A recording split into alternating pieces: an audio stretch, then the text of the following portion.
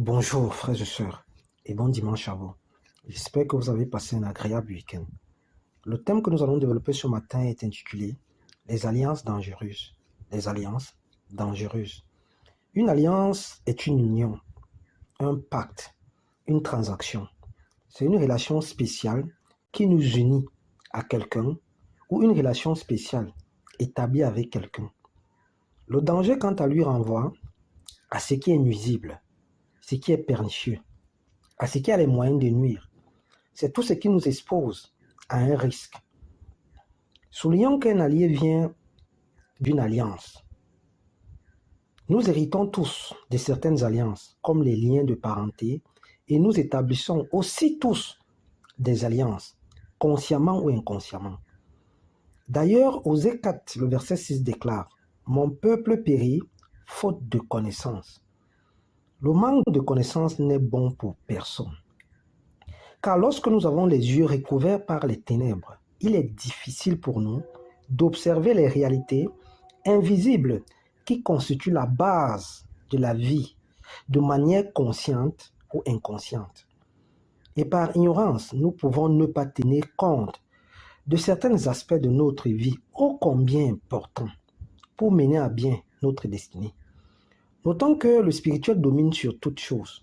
Voilà pourquoi la nuit précède toujours le jour. Le monde spirituel a un impact considérable sur la destinée de chaque créature de Dieu, sur la destinée de chaque enfant de Dieu. Ne négligeons donc pas le côté spirituel, car celui qui est éveillé spirituellement a une longueur d'avance sur bon nombre de choses. A une longueur d'avance sur bon nombre de choses. Lorsque nous parlons d'alliance, frères et sœurs, bon nombre pense à l'immédiat aux alliances contractées par leur famille ou par leurs ancêtres. Sauf que nous aussi, nous tissons des pactes, consciemment ou inconsciemment. Cela passe inaperçu dans la plupart des cas. Mais au fond, ce sont des alliances qui ont un impact sur notre vie, qui ont un impact sur notre destinée. Certaines alliances sont la volonté de Dieu dans notre vie, tandis que d'autres sont l'émanation de la chair, l'émanation de nos désirs, de nos propres penchants, ou dues à nos inattentions, ou à notre manque de vigilance. Soulignons ce matin qu'une alliance peut se ficeler par une simple parole, prononcée de façon consciente ou inconsciente. Une alliance peut se ficeler à travers un pacte de sang par exemple. Ce type d'alliance est récurrent au sein de certains couples, où ça peut se faire à travers une transaction comme l'envoi de ces photos ou de ces vidéos. Même un simple cadeau accepté peut être le point de départ d'une alliance physique ou spirituelle. À l'instant T de la réception du dit cadeau, l'union est faite. Et spirituellement, cela va se matérialiser en quelques secondes. Dans la Bible, la majorité des alliances se sont ficelées et ont été conclues à travers des paroles, d'où le pouvoir de la langue. Noé et ses fils vont d'ailleurs établir une alliance verbale avec Dieu. Et comme signe de cette alliance, nous aurons un arc-en-ciel, ayant pour but empêcher un deuxième déluge sur la terre. La Bible déclare dans Genèse 9, le verset 15 à 16, « Et je me souviendrai de mon alliance entre vous et moi, dit l'Éternel, et tous les êtres vivants de toute chair. Et les eaux ne deviendront plus un déluge pour détruire toute chair. L'arc sera dans la nuée, et je le regarderai pour me souvenir de l'alliance perpétuelle entre Dieu et tous les êtres vivants, de toute chair qui habite la terre. » Voilà une alliance qui perdure jusqu'à aujourd'hui. La même alliance est restée intacte parce que nous observons tous l'arc-en-ciel. Lorsqu'il pleut, l'arc-en-ciel apparaît toujours. Cela est dû au pacte signé entre Noé et le Tout-Puissant. Frères et sœurs, une alliance est plus qu'un contrat entre deux parties. Vu qu'on peut résilier facilement un contrat, Mais cela n'est pas le cas pour un pacte ou une alliance. Relevons ce matin qu'une partie ne peut rompre l'alliance à elle seule. Il faut que les deux parties soient d'accord pour la rompre. D'où la dangerosité des alliances qui ne sont pas éclairées et conduites par le Tout-Puissant, avec comme intermédiaire le Saint-Esprit. Avec comme intermédiaire le Saint-Esprit, ce consolateur infaillible qui nous guide, qui nous oriente. C'est la raison pour laquelle bon nombre continuent à souffrir, malgré qu'ils soient partis de leur pays d'origine, malgré qu'ils soient partis de leur famille, malgré qu'ils soient mariés, malgré qu'ils aient mis un terme à cette association, à cette relation. Bon nombre subissent encore des couches et nourritures de nuit dans leurs rêves. Bon nombre sont poursuivis dans leurs rêves. Ils ont des maris et des femmes de nuit extrêmement jaloux, empêchant toute nouvelle relation. Un voile est posé dans leur vie, les empêchant d'entrer dans le plan de Dieu, les empêchant d'entrer dans le plan parfait de Dieu, afin qu'ils se marient, afin qu'ils se bâtissent. Bon nombre, malgré de multiples changements dans leur vie, constatent avec amertume que leur passé les rattrape toujours, qu'ils font du surplace, ils vivent dans le désespoir, dans l'oubli. Abattus, ils s'interrogent sur leur vie et les causes des échecs à répétition. La plupart du temps, le problème vient des alliances contractées dans le passé. Et ces alliances ne datent jamais d'un jour, d'un mois.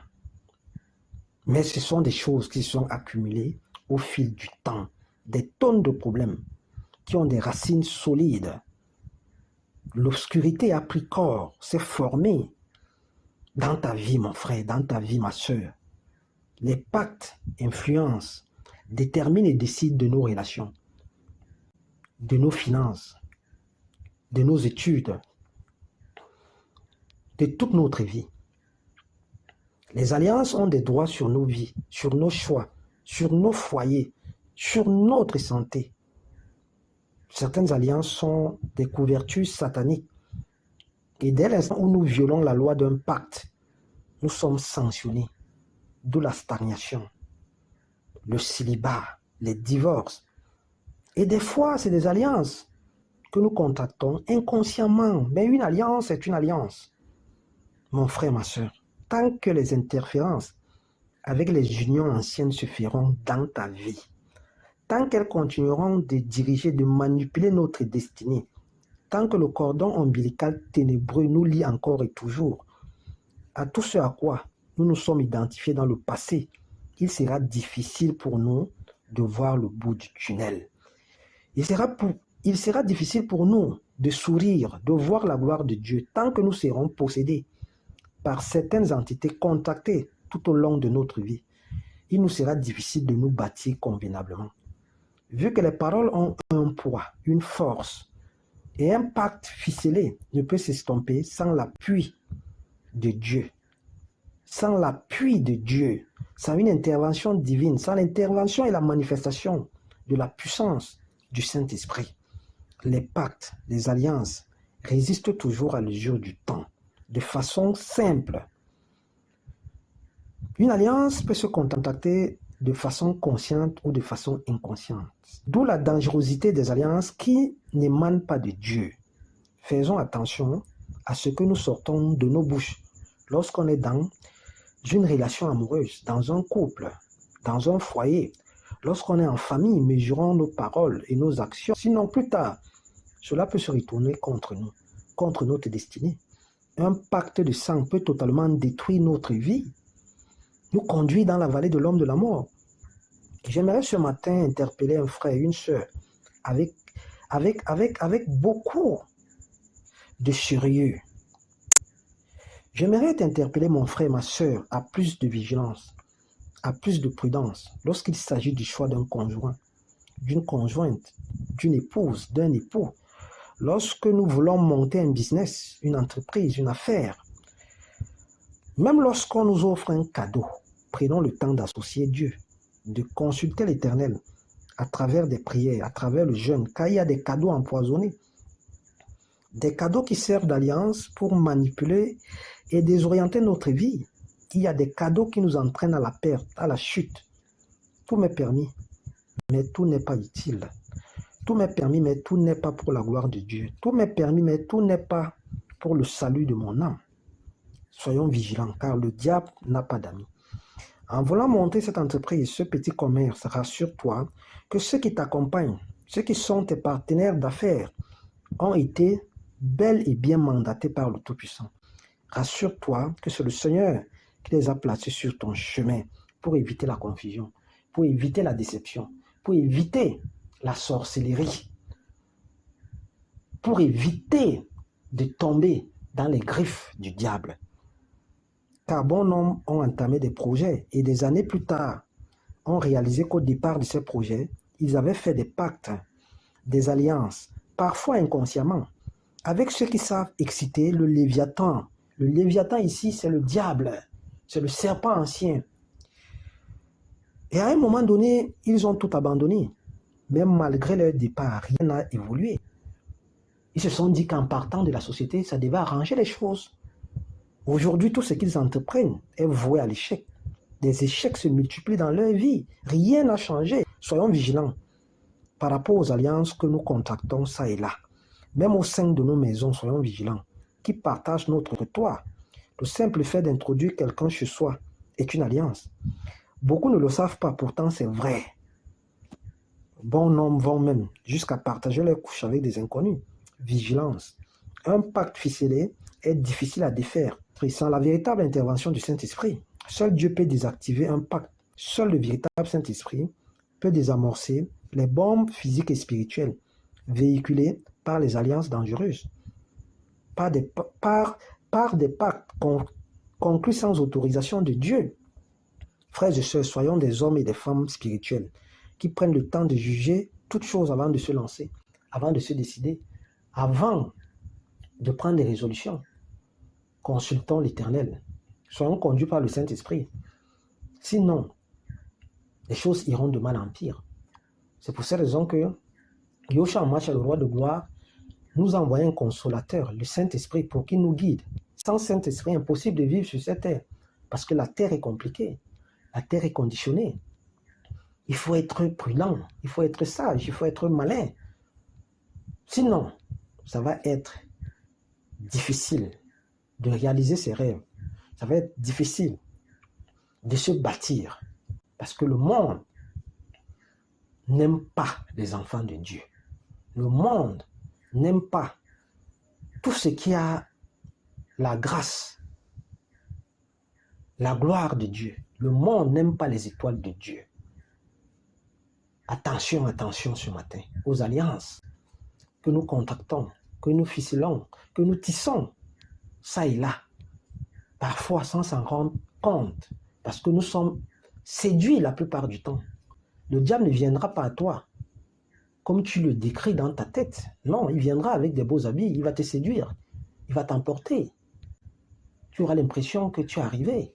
C'est après que tu vas constater que cette relation n'était pas pour la gloire de Dieu. Que cette relation n'était pas pour la gloire de Dieu. Ce partenariat n'était pas pour la gloire de Dieu. Il y a des prix à payer dans la vie. Soyons vigilants. Soyons l'émanation du Saint-Esprit. L'émanation de la grâce de Dieu. C'est le Saint-Esprit qui doit nous conduire, qui doit nous parler, qui doit nous guider, qui doit nous instruire. C'est ce que le psaume 32, le verset 8 déclare. Je t'instruirai, je te conseillerai, j'aurai mon regard sur toi, moi l'Éternel, si tu t'attaches à moi. Si tu persévères dans la foi. Si tu as confiance totalement en moi l'Éternel, je t'instruirai, je te conseillerai, j'aurai mon regard. Lorsque le Seigneur te conseille au travers du Saint-Esprit, à coup sûr tu réussis. À coup sûr, tu vas faire des alliances qui seront victorieuses, qui vont apporter la joie autour de toi et qui vont t'élever dans la société. Bon dimanche et bon début de semaine. C'est ce thème qu'on avait à développer ce matin. Merci.